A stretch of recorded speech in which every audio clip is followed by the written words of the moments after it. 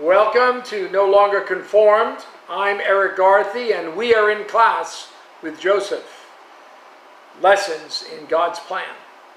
In this session, we'll be looking at Genesis chapter 46, verses 1 to 34, the need to trust in God's plan.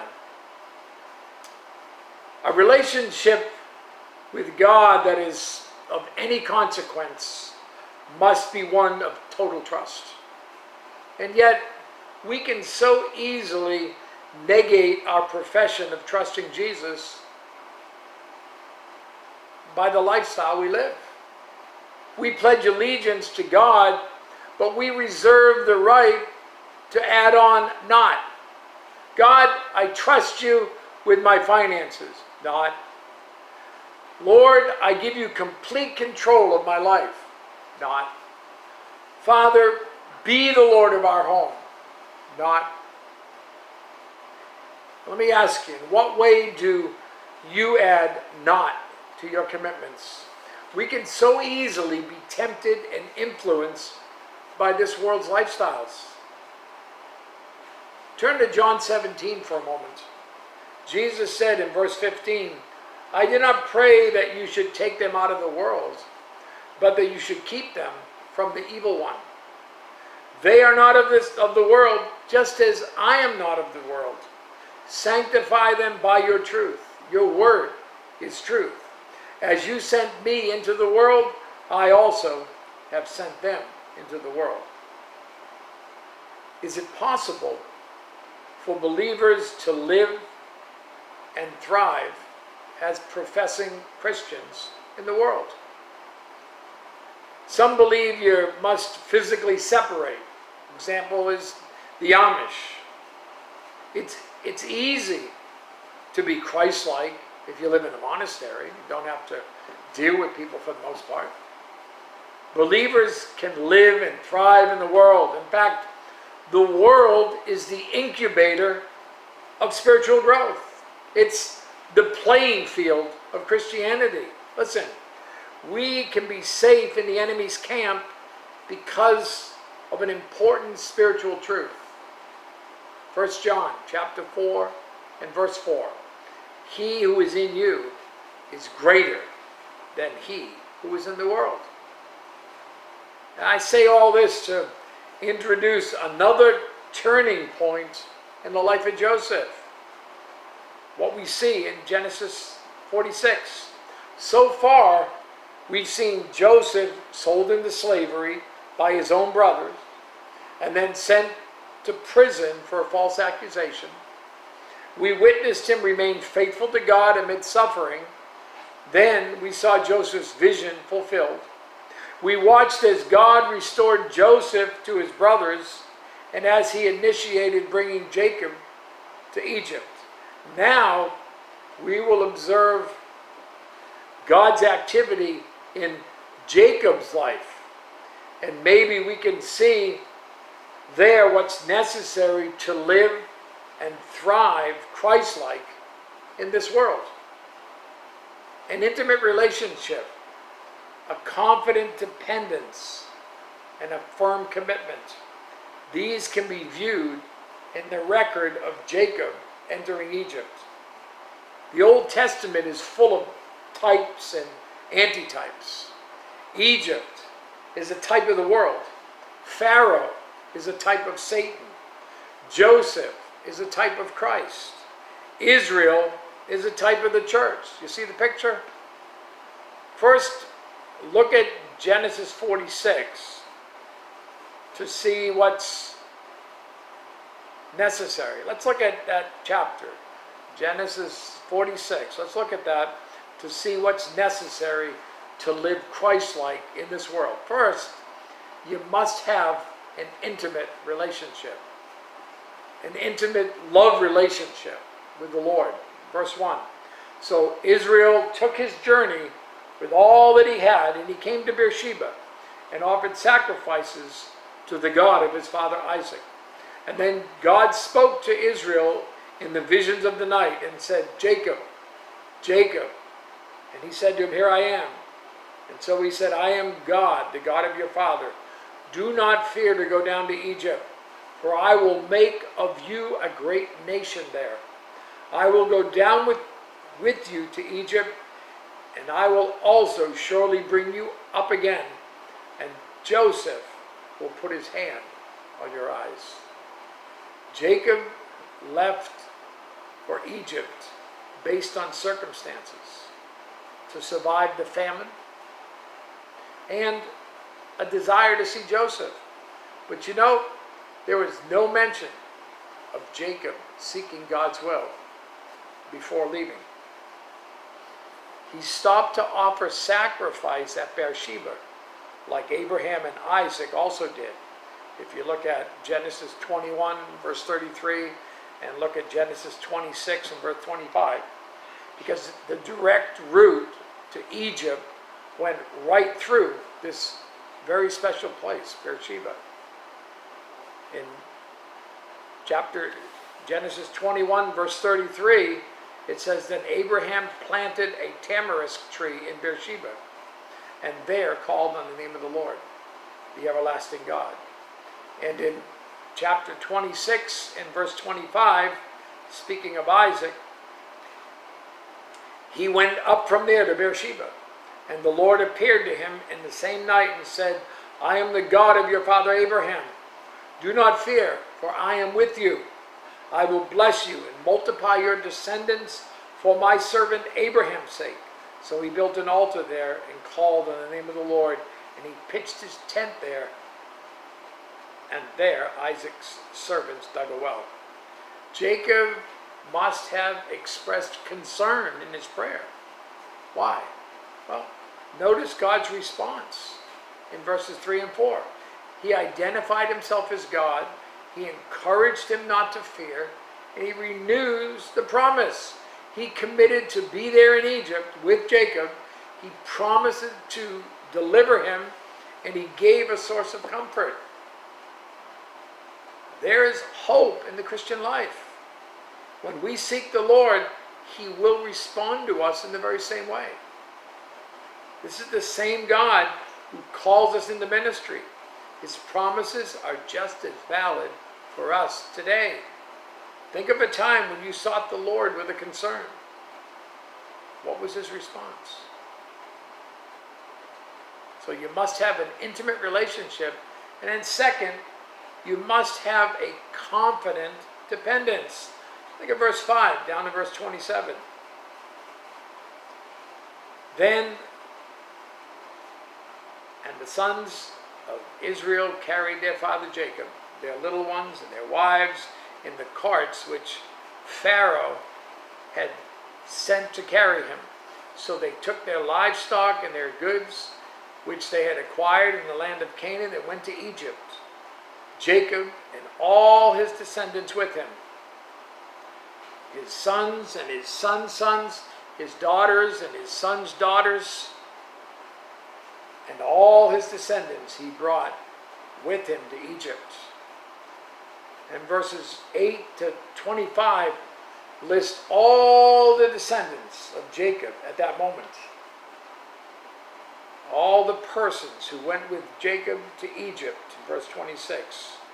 So after there's this list of all the descendants, we jump to verse 26, and all the persons who went with Jacob to Egypt, who came from his body, besides Jacob's sons' wives, were 66 persons in all. And the sons of Joseph, who were born to him in Egypt, were 2 persons. All the persons of the house of Jacob who went to Egypt were 70. It says that Joseph arose from Beersheba, and all his descendants he brought with him to Egypt. Jacob went on with confidence. God was in control. Israel was leaving the promised land. Jacob would have just passed on the promise to his sons right there in Canaan. But, listen, it's God who determines his servant's pilgrimage. Proverbs chapter 16 and verse 9 is clear. A man's heart plans his way, but the Lord directs his steps. Jacob traveled to Egypt somewhere around 1875 BC and dwelt there for 430 years. And Israel's exodus was around 1445 BC. We must always be ready to take a new direction. Jacob did at age 130 because God wasn't finished yet. Israel wasn't a great nation yet, and many years had already passed since Genesis chapter 12, verses 1 through 3. When Abraham received the promise, Jacob's descendants totaled 70. Not much of a nation. But Israel grew mighty in Egypt. Exodus chapter 1 and verse 7 reads, "The children of Israel were fruitful and increased abundantly, multiplied and grew exceedingly mighty, and the land was filled with them." We must be patient in waiting for God to act on his promises. Isaiah chapter 60 and verse 22 says, "A little one shall become 1,000, and a small one a strong nation. I, the Lord, will hasten it in its time." A nation of 70 people would not survive a worldwide famine. And so, as Bruce Wilkerson wrote, God took this embryo of a nation and planted it in the surrogate womb of Egypt. In the safety of Goshen, this tiny people of God grew mighty and strong. At the appropriate moment, slavery caused the labor pains to begin. Too big for her womb, the Lord delivered the nation of Israel. A nation of between 2 to 3 million came out. They survived and thrived in the midst of Egypt, the world. By the way, many years later, God also protected Jesus from Herod right there in Egypt. If Christians are to thrive in an ungodly environment, they must have an intimate relationship with God. They must have a confident dependence on God. And finally, you must have a firm commitment to God. Look at verse 28. "And then he sent Judah before him to Joseph to point out before him the way to Goshen. And they came to the land of Goshen. So Joseph made ready his chariot and went up to Goshen to meet his father Israel. And he presented himself to him and fell on his neck and wept on his neck a good while. And Israel said to Joseph, 'Now let me die, since I have seen your face, because you are still alive.' And then Joseph said to his brothers and to his father's household, 'I will go up and tell Pharaoh and say to him, my brothers and those of my father's house who were in the land of Canaan have come to me, and the men are shepherds, for their occupation has been to feed livestock, and they have brought their flocks, their herds, and all that they have. So it shall be when Pharaoh calls you and says, what is your occupation? That you shall say, your servant's occupation has been with livestock from our youth even till now, both we and also our fathers, that you may dwell in the land of Goshen. For every shepherd is an abomination to the Egyptians.'" Again, we see the power of forgiveness. Joseph in verse 28, reread that. It was Judah's idea to sell Joseph, and he was later willing to give himself for Benjamin's freedom. Judah was the leader who went before Jacob. He was the family rep, not Reuben. You can receive that same cleansing from sin, that same kind of restoration. 1 John 1:9, if we confess our sins, he is faithful and just to forgive us our sins and to cleanse us from all unrighteousness. In chapter 2, verse 1, My little children, these things I write to you, so that you may not sin. And if anyone sins, we have an advocate with the Father, Jesus Christ, the righteous. Israel was encouraged to stand firm in their calling, remain shepherds in the face of hatred and ridicule by the Egyptians. Genesis 43, verse 32. So they set him a place by himself, and them by themselves, and the Egyptians who ate with him by themselves, because the Egyptians could not eat food with the Hebrews, for that is an abomination to the Egyptians. And again, verse 34 of this chapter. Listen, how ready are you to stand for Jesus Christ alone in this world? How quickly do you simply sell out to the world in compromise? Answer that question. They remained faithful to their commitment, and they were protected from the enemy in Goshen. How quickly do you simply sell out to the world in compromise?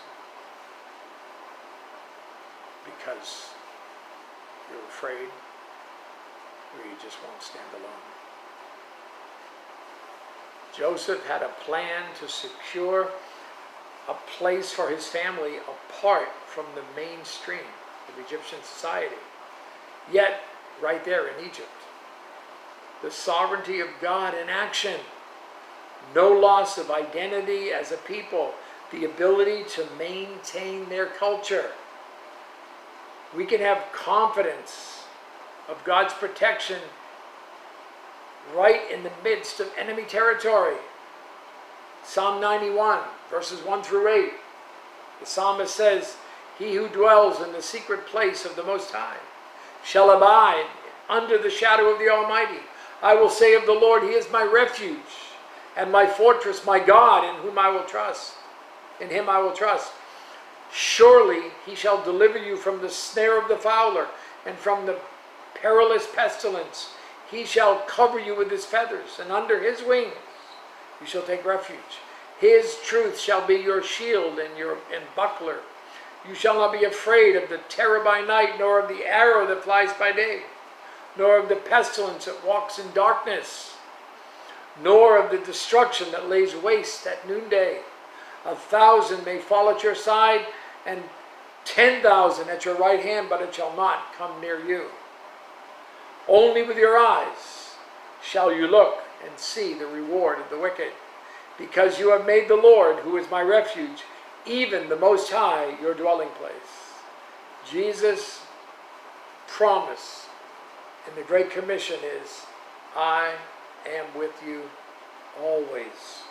Christians can thrive in an ungodly environment if they have an intimate relationship with God, if they have a confident dependence on God, and if they have a firm commitment to God.